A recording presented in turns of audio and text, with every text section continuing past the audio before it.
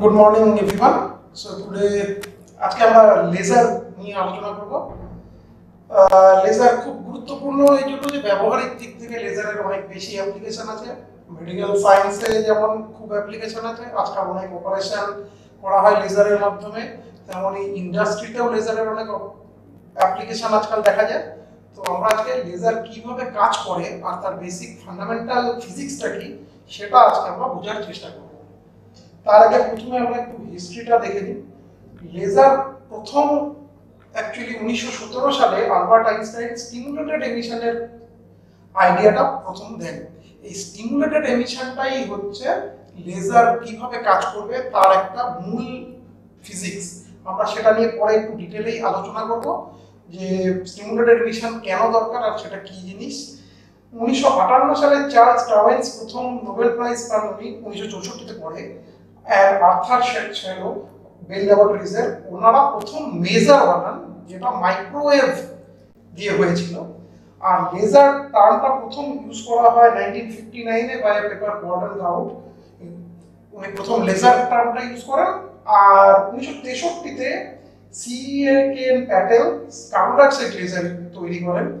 উনি তখন আমেরিকায় ছিলেন, উনি ভারতীয়, সেই জন্য জাস্ট এটা এখানে আমি জানার জন্য দিয়েছি। প্রথম অ্যাকচুয়ালি লেজারের আগে যেটা তৈরি হয় সেটা হচ্ছে মেজার। প্রথম আমাদের জানতে হবে লেজার জিনিসটা কি। লেজারের ফুল ফর্মটা যদি আমরা জানি সেটা হচ্ছে light amplification by stimulated emission of radiation. তার মানেটা কি, আমরা লাইটকে অ্যাম্প্লিফাই করছি। লাইট মানে আমরা এখানে ভিজিবল লাইটের কথা বলছি। ইলেকট্রোম্যাগনেটিক স্পেকট্রাম আমরা সবাই জানি। ইলেকট্রোম্যাগনেটিক স্পেকট্রাম গামা রে থেকে শুরু করে রেডিও ওয়েভস পর্যন্ত হয়। এবার প্রথম এই অ্যাম্প্লিফিকেশন স্টিমুলেটেড এমিশন দিয়ে দেখা যায় মেজারের ক্ষেত্রে, যেটা microwave amplification by stimulated emission of radiation. সেটা কেন দেখা গেছিল সেটাও আমরা পরে দেখব, কিন্তু এখানে লাইট বলতে ভিজিবল লাইটের কথা বলা হয়েছে। এবার লাইট জেনারেলি আমরা কেন পাই, সবচেয়ে মানে সাধারণভাবে বলতে গেলে একটা ইলেকট্রন যখন হাই এনার্জি স্টেট থেকে লো এনার্জি স্টেটে জাম্প করে তখন সে একটা ইলেকট্রোম্যাগনেটিক ওয়েভ এইচ নিউ মতো নির্গত করে। এই যে এইচ নিউ এমিশন করছে সেটা যদি ভিজিবল স্পেকট্রামে থাকে ইলেকট্রোম্যাগনেটিক ওয়েভটা, তাহলে আমরা লাইট পাই। এই লাইটটাকে অ্যাম্প্লিফাই করা হয়, সেটাই লেজার। অ্যাম্প্লিফাই অবশ্যই তার মানে কি, আমি যদি নর্মাল প্রসেস আমি একটা এইচ নিউ পাই, একটা ফোটন পাই, আমি হয়তো এটা দিয়ে 1000 বা 10000 ফোটন পেতে পারি। কিন্তু এই অ্যাম্প্লিফিকেশন কিভাবে করা হয় সেটা ইম্পর্টেন্ট। সেটা করা হয় স্টিমুলেটেড এমিশন অফ রেডিয়েশন। ওই যে বললাম লাইট পাওয়া যায় এমিশন অফ রেডিয়েশনের জন্য।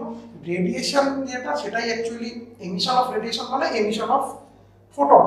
সেই ফোটনটা আমরা কেন পাচ্ছি, সেটা যখন স্টিমুলেটেড এমিশন দিয়ে করা হচ্ছে তখন আমরা অ্যাম্প্লিফিকেশন করতে পারছি, যেটা আমাকে লেজার দিচ্ছে। তো in short, laser is light amplification by stimulated emission of radiation.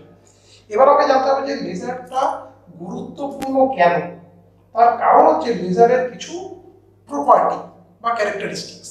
লেজারের কিছু বৈশিষ্ট্য হচ্ছে যেটা সাধারণ আলোর থেকে লেজার লাইটকে আলাদা করে দেয়। তার প্রথম কারণটা হচ্ছে লেজারটা মনোক্রোমাটিক মানে একবর্ণী। আমরা জেনারেলি যে লাইট বাড়িতে ইউজ করি বা সূর্যের যে আলো সেটা আমরা জানি যে সেটা 7টা কালার নিয়ে। আমরা বাড়িতে যে নর্মাল টিউব লাইট বা যে কোনো লাইট ইউজ করি, সাধারণ লাইট, সেগুলো অনেকগুলো কালারের সমষ্টি, তার মধ্যে একটা ওয়েভলেন্থ থাকে না। কিন্তু লেজার, যে কোনো লেজার আমরা বলতে পারি helium neon laser, ruby laser, প্রত্যেকটা লেজার একটাই তাদের ওয়েভলেন্থ হয়। যেমন এখানে একটা এক্সাম্পল আছে, হিলিয়াম নিয়ন লেজারের ওয়েভলেন্থ হচ্ছে 632.5 ন্যানোমিটার। তার ডেল্টা ল্যামডা মানে ল্যামডার ভেরিয়েশনটা মাত্র 0.2 ন্যানোমিটার। সেই জন্য এটা মনোক্রোমাটিক, আর সেই জন্য এটাকে আমরা বৈজ্ঞানিক বিভিন্ন গবেষণার কাজে ইউজ করতে পারি। লেজার লাইট খুব হাইলি ডিরেকশনাল। জেনারেলি আমরা যে নর্মাল লাইট ইউজ করি সেটা হাইলি ডাইভার্জিং হয়, মানে একটা জায়গা থেকে অনেক দূরে অনেক জায়গায় ছড়িয়ে পড়ে, সেই জন্য যে লাইটটা অনেক দূর যেতে পারে না। কিন্তু লেজার একটা সিঙ্গেল বিম, এটা খুব ন্যারো হয়, সেই জন্য এটা অনেক দূর যেতে পারে, আর আমরা বহু দূরে লেজারটাকে পাঠাতে পারি। এই প্রপার্টিটা ইউজ করে অনেক সময় আমরা মহাকাশে বিভিন্ন সৌরজাগতিক জিনিসের দূরত্ব মাপা হয়। একটা লেজার বিম পাঠিয়ে তার রিফ্লেকশন কতক্ষণে আসলো সেটা মাপ দিয়ে সেটা করা হয়। সেটা সাধারণ আলো দিয়ে করা যাবে না। আর একটা যেটা খুব ইম্পর্টেন্ট জিনিস বৈজ্ঞানিক কাজের জন্য বা বিভিন্ন অ্যাপ্লিকেশনের জন্য বিভিন্ন ইনস্ট্রুমেন্টে ইউজ হয়, যেটা হচ্ছে laser is highly coherent. Coherent source আমাদের দরকার ইন্টারফারেন্স বা এই ধরনের জিনিস দেখার জন্য। কোহেরেন্ট মানে মানে হচ্ছে তাদের ওয়েভলেন্থ গুলো ফেজে আছে, তাদের মধ্যে ফেজ ডিফারেন্স জিরো বা কনস্ট্যান্ট। লেজারের ক্ষেত্রে লেজার লাইট হচ্ছে হাইলি কোহেরেন্ট। এখানে দুটো ছবি আছে, একটা ইনকোহেরেন্ট লাইট মানে তাদের প্রতি মুহূর্তে ফেজ গুলো চেঞ্জ হচ্ছে, তাদের সবাই একই ফেজে নেই, কিন্তু লেজারের ক্ষেত্রে প্রত্যেকটা একই ফেজে আছে। মূলত এই তিনটে ক্রাইটেরিয়ার জন্যই লেজার লাইট সাধারণ আলো থেকে আলাদা।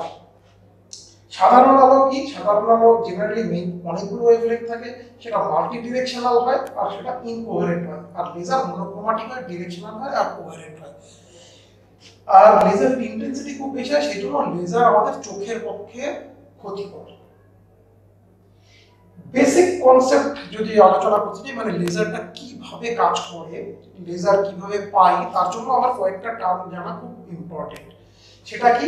একটা হচ্ছে অ্যাবজর্পশন, একটা হচ্ছে স্পন্টেনিয়াস এমিশন, একটা স্টিমুলেটেড এমিশন। এই স্টিমুলেটেড এমিশনটা আমরা ভালো করে করব। আর হচ্ছে পপুলেশন ইনভার্সন। এক এক করে প্রত্যেকটা জিনিস আমরা আলোচনা করব আর দেখব যে এটা কেন লেজারের জন্য গুরুত্বপূর্ণ। অ্যাবজর্পশন মানে হচ্ছে একটা অ্যাটম বা একটা ইলেকট্রন যখন লোয়ার এনার্জি স্টেটে আছে, তাকে বাইরে থেকে যদি একটা ফোটন বা বাইরে থেকে এনার্জি দেওয়া হয় in terms of electromagnetic energy, মানে সেটা ফোটন এইচ, তাহলে কি হবে? ও নিচের কক্ষের নিচের স্টেটের যে অ্যাটম বা ইলেকট্রনটা, সে এনার্জিটা গ্রহণ করে উপরে চলে যাবে হায়ার এনার্জি স্টেটে।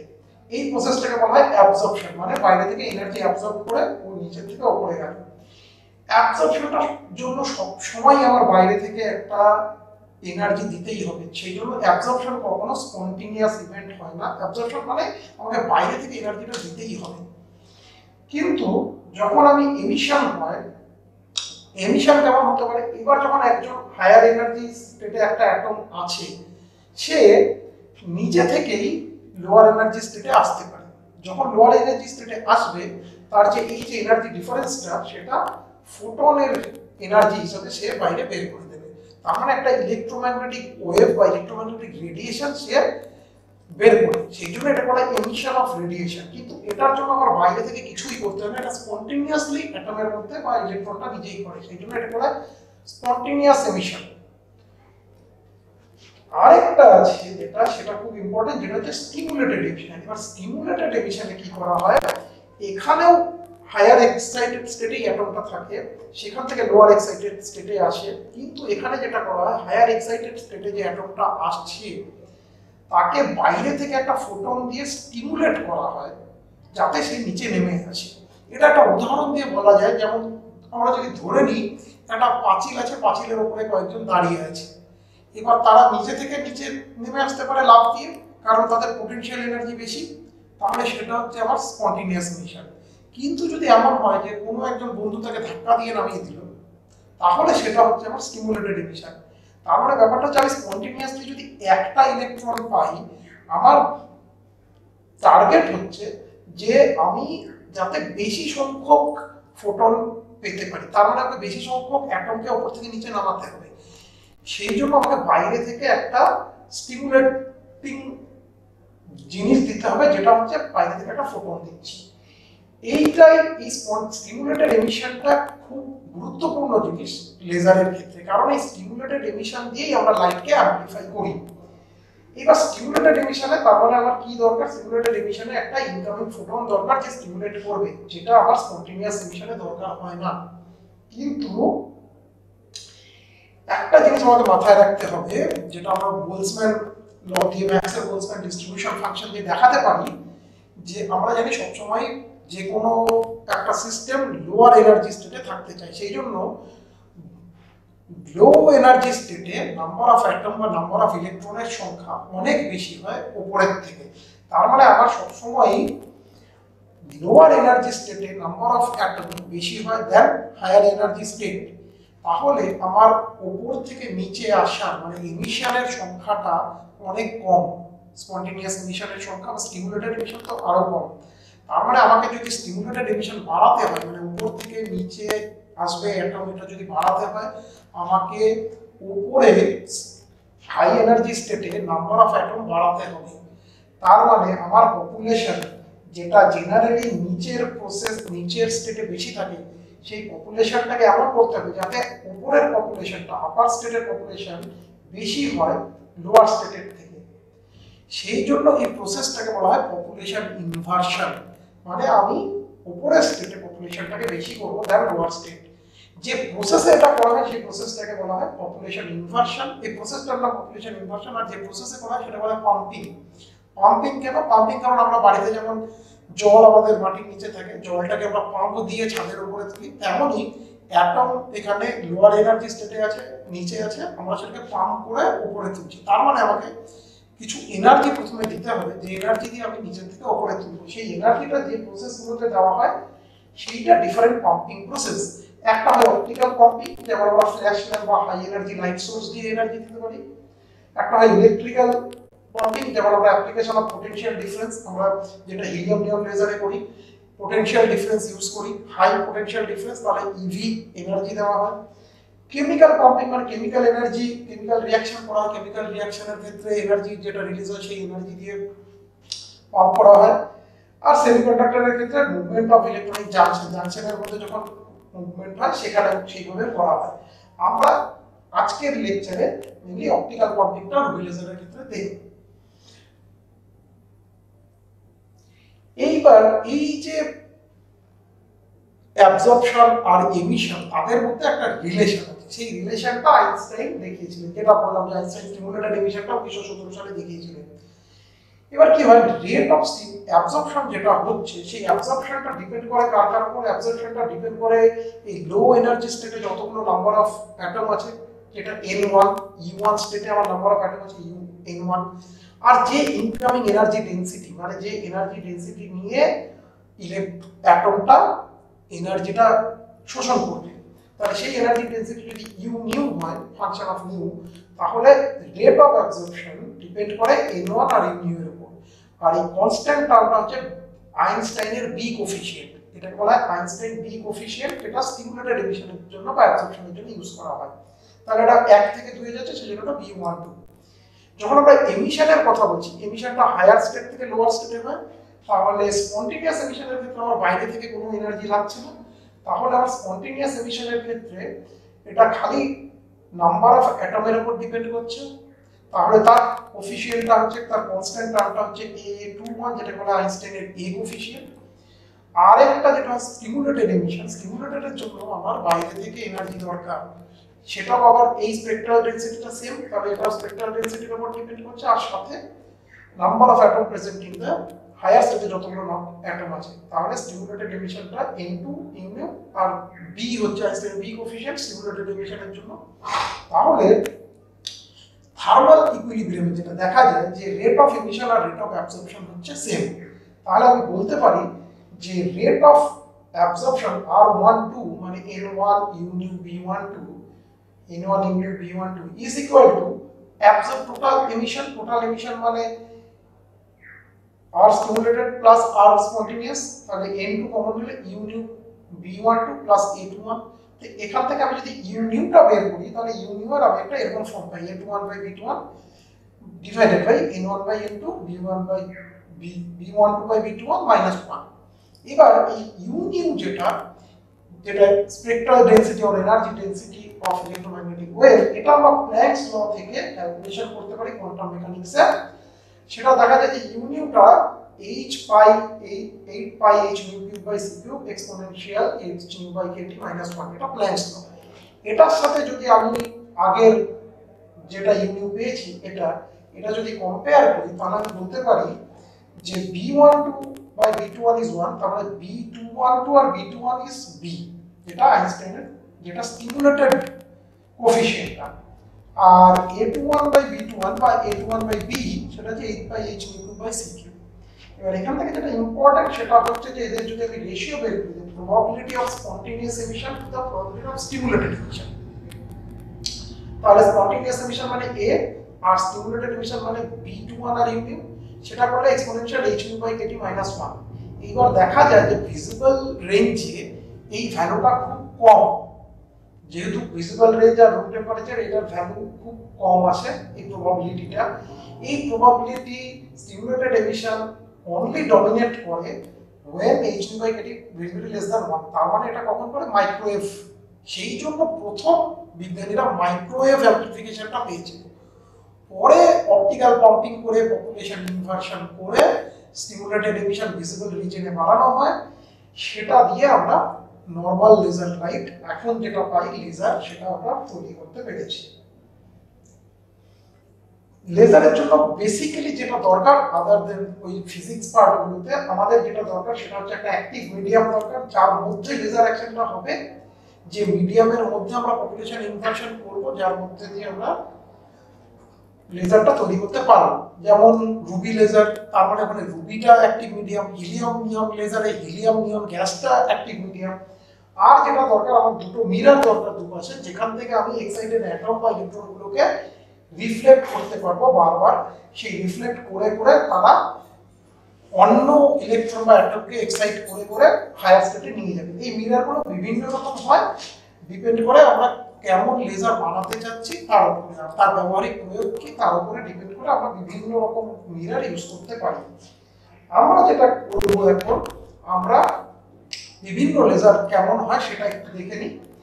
লেজার বিভিন্ন রকম হয় বেসড অন অপারেশন, একটা হয় pulse laser, through switch laser, continuous wave laser. আর কতগুলো এনার্জি লেভেল তার মধ্যে আছে তার উপর ডিপেন্ড করে লেজারটা আমরা বিভিন্ন রকম হয়, একটা 2 level, 3 level laser, 4 level laser. আমরা আজকে 3 লেভেল লেজার মানে যেটা রুবি লেজার আমরা সেটা আজকে আলোচনা করব। আর অ্যাক্টিভ মিডিয়ামটা কেমন তার উপরে ডিপেন্ড করেও আমরা লেজারকে বিভিন্ন ভাগে ভাগ করতে পারি। গ্যাস লেজার যেমন হিলিয়াম নিয়ন বা আর্গন গ্যাস বা carbon dioxide laser, solid state laser যেটা রুবি, গ্যাডমিয়াম, এডি, YAG, semiconductor laser, tunable dye laser. আমরা আজকে যেটা বলছি রুবি লেজারটা আমরা দেখছি কেমন ভাবে কাজ করে। রুবি লেজার, রুবি আমরা প্রত্যেকেই জানি রুবি একটা অ্যালুমিনিয়াম অক্সাইডের একটা crystal. So Ruby is basically aluminium oxide, যেটা এরকম লাল বা পিঙ্ক কালারের দেখতে হয়। এখানে আমরা একটা অরিজিনাল লেজার দেখাচ্ছি। এই লাল যে চকের মতো দেখতে এটা হচ্ছে রুবি রড, আর এই দুপাশে যে লাইটটা আছে সেটা আমার অপটিক্যাল পাম্পিং করার জন্য। জেনারেলি এই অপটিক্যাল পাম্পটা জেনন ফ্ল্যাশ ল্যাম্প ইউজ করা হয়, যেটা রুবিটাকে এইভাবে স্পাইরালি ঘিরে থাকে। এবার আমি যখন জেননটাকে অন করি তখন ও প্রথমে যে লাইটটা দেয় সেটা দিয়ে ও ইনিশিয়ালি লো এনার্জি স্টেট থেকে ওর ইলেকট্রনগুলোকে হাই এনার্জি স্টেটে নিয়ে চলে যায়। তাহলে আবার পপুলেশন ইনভার্সন ক্রিয়েট করতে ওর সুবিধা করে, সেইটা অপটিক্যাল পাম্পিং এর জন্য ইউজ করা হয় জেনন। আর এই রুবিটাকে যেটা করা হয় এখানে, যেটা খুব গুরুত্বপূর্ণ, যে রুবি এই অ্যালুমিনিয়াম অক্সাইডটা ক্রোমিয়ামের কিছু আয়ন দিয়ে ডোপ করা হয়, তাতে ওতে খুব কম পরিমাণ ক্রোমিয়াম থাকে। আর এই ক্রোমিয়ামের একটা এনার্জি লেভেল থাকে যেটা মেটাস্টেবল স্টেট, সেটা আমরা পরে আসছি। এই energy level of the chromium ion takes part in the lasing action. ওই ক্রোমিয়ামের লেভেলটাই লেজার অ্যাকশনের জন্য খুব গুরুত্বপূর্ণ। আমরা যদি এনার্জি ডায়াগ্রামটা দিয়ে একবার বোঝার চেষ্টা করি, প্রথমে যেটা হয় যে আমি যখনই জেনন ফ্ল্যাশ ল্যাম্পটা অন করছি, ও বাইরে থেকে যে এনার্জিটা দিচ্ছে লাইট এনার্জি, সেটা গ্রাউন্ড স্টেটের অ্যাটমগুলো নিচ্ছে, নিয়ে ও হায়ার এনার্জি স্টেটে চলে যাচ্ছে।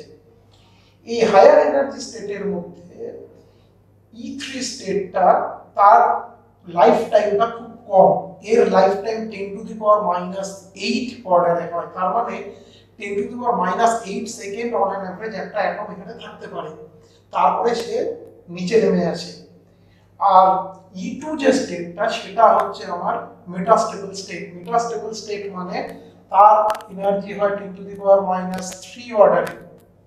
তাহলে যদি দুটোর মধ্যে আমরা তুলনামূলকভাবে দেখি যে এক্সাইটেড স্টেটের তুলনায় মেটাস্টেবল স্টেটের লাইফ টাইম কম্পারেটিভলি বেশি। কতটা বেশি? প্রায় 10⁶ টাইম বেশি। তাহলে কিছুক্ষণের মধ্যে যেটা দেখা যাবে যে বেশিরভাগ ইলেকট্রন বা অ্যাটমগুলোই উপর থেকে এসে E2 স্টেটে চলে এসেছে। এবার E2 আর E1 এর মধ্যে একটা পপুলেশন ইনভার্সন হয়ে গেছে। তার মানে E1 এ বা গ্রাউন্ড স্টেটে এখন আমার অ্যাটম কম আছে, আর E2 স্টেটে আমার অ্যাটম বেশি আছে। ফাইনালি এই E2 থেকে E1 এ যে প্যাটার্নগুলো নামছে সেটাই আমার লেজার হিসাবে বের হচ্ছে, যেটা রুবি লেজার। তাহলে সেটার রুবি লেজারের ওয়েভলেন্থ যদি আমরা দেখি সেটা হয় 6943 অ্যাংস্ট্রম। এটা গেল রুবি লেজার। এবার যদি লেজারের কিছু অ্যাপ্লিকেশন বলতে চাই, লেজার কমিউনিকেশন সিস্টেমে ইউজ করা হয় আজকাল, অপটিক্যাল ফাইবারে ইউজ করা হয়, আমরা জানি কম্পিউটার ইন্ডাস্ট্রিতে ইউজ করা হয়, কেমিস্ট্রিতে ইউজ করা হয়, ফটোগ্রাফিতে লেজার ইউজ করা হয়, ইন্ডাস্ট্রির ইউজ আছে, ইন্ডাস্ট্রিতে অনেক কিছু তৈরি করে লেজার দিয়ে তার পিউরিটি বা কোথাও কিছু ভেতরে কোনো ডিফেক্ট আছে কিনা, কোথাও ক্র্যাক আছে কিনা এসব দিয়ে দেখা যায়। মেডিসিন বা মেডিকেয়ারে ইউজ করা হয় আজকাল, অনেক অপারেশন হয় লেজার দিয়ে, লেজার বিম দিয়ে মিলিটারিতে হয়, আর সায়েন্টিফিক রিসার্চ তো হয় লেজারে। তো লেজারের অ্যাপ্লিকেশন অনেক বেশি, কারণ এর ইন্টেন্সিটি, কারণ এর মনোক্রোমাটিসিটি আর ইউনিডিরেকশনালিটির জন্য। আমরা আজ এখানেই শেষ করছি। ধন্যবাদ।